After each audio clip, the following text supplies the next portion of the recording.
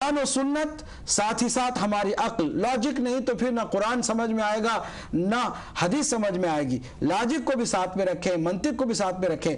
ان تین اہم سورسز کو سامنے رکھ کر کے دیکھیں کہ شیعہ کسے کہتے ہیں، اور پھر اہل سنت کی یہ جو اصطلاح ہے کہاں سے چلی ہے، کب سے اس کا آغاز ہوا ہے، اور پھر کون کون لوگ تھے کہ جو اہل سنت والجماعت کا ٹائٹل اپنے لیے استعمال کرتے تھے، اور کون تھے کہ جو اس ٹائٹل سے ہٹ کر کوئی اور نیا ٹائٹل بنانے لگے.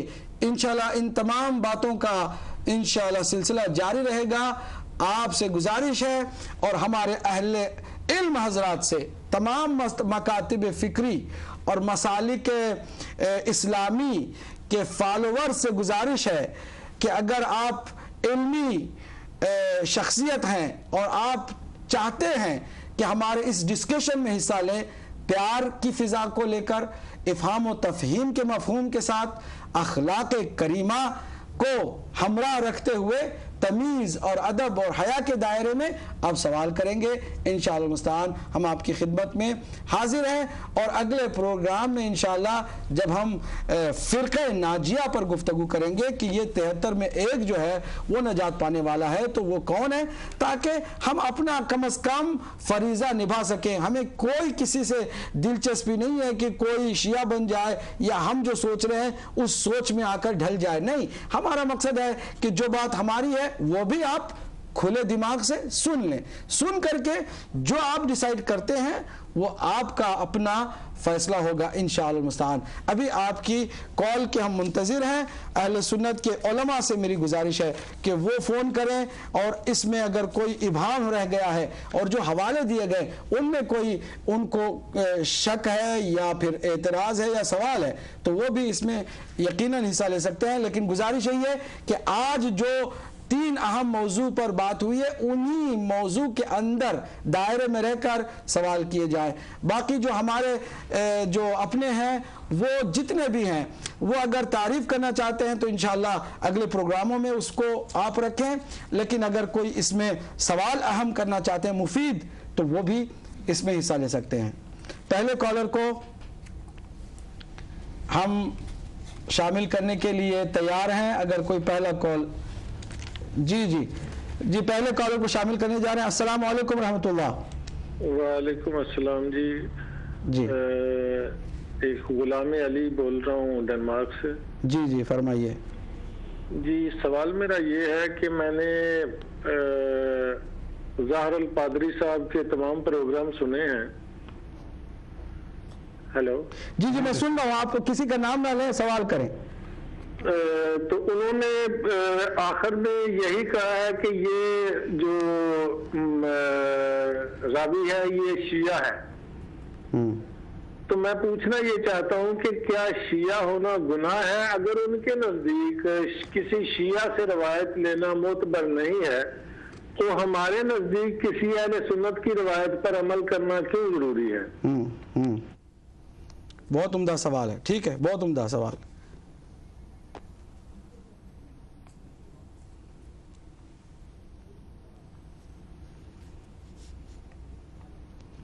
جی السلام علیکم رحمۃ اللہ. السلام علیکم. جی فرمائیے میرے بھائی، کون ہیں، کہاں سے ہیں؟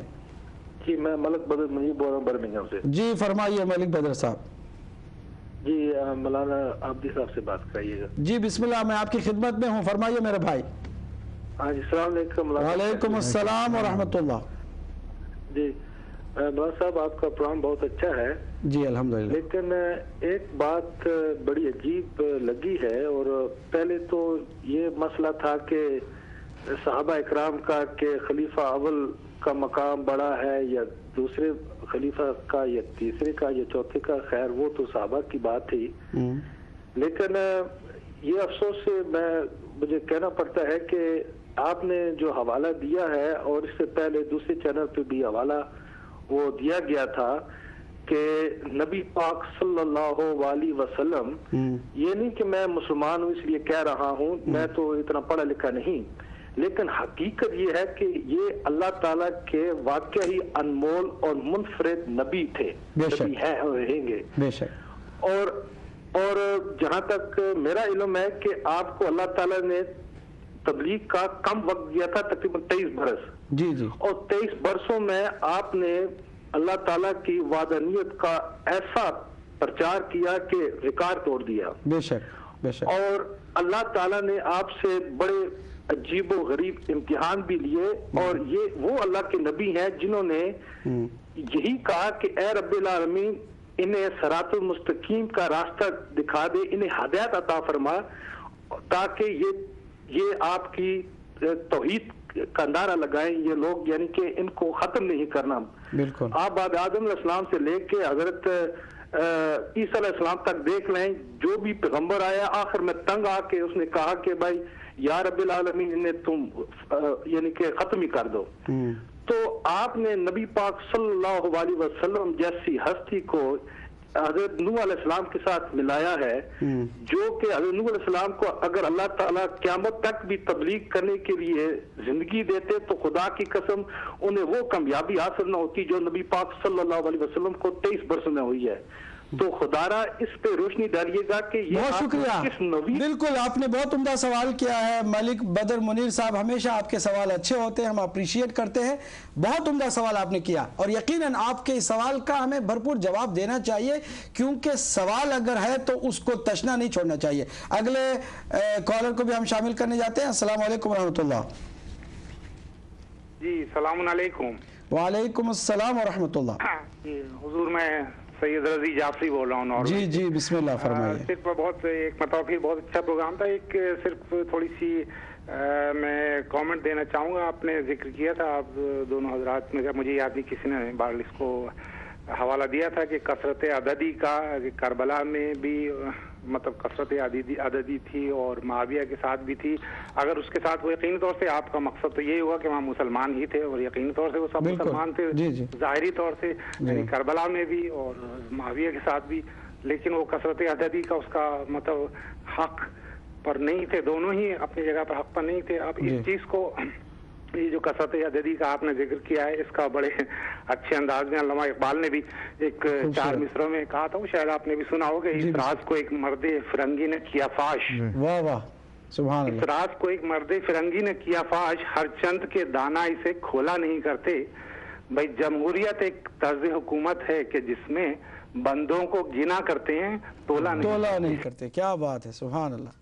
بہت شکریہ سید رضی جعفری صاحب، آپ نے علامہ اقبال کے ان 4 مصروں کے ذریعے سے مزید اس پروگرام میں رونق بخشی. اگلے کالر کو بھی ہم شامل کر لیتے ہیں. جی السلام علیکم ورحمۃ اللہ.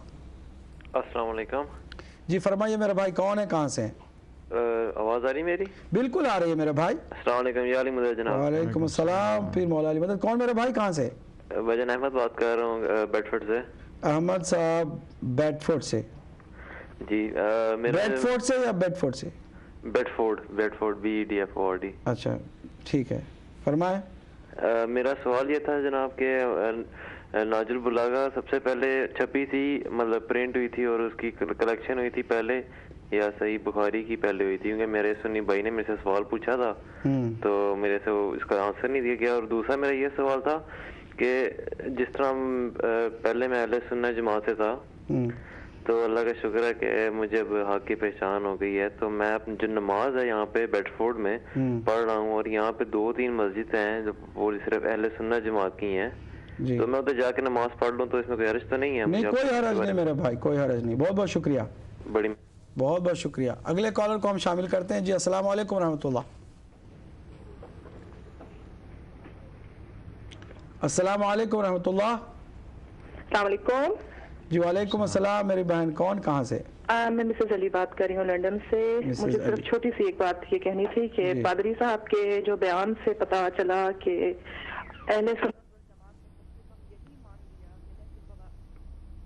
ہلو، لگتا ہے کہ کال کٹ گئی ہے. بہرحال جی دوسری کال جو ہے نا ہم لے رہے ہیں. السلام علیکم ورحمۃ اللہ.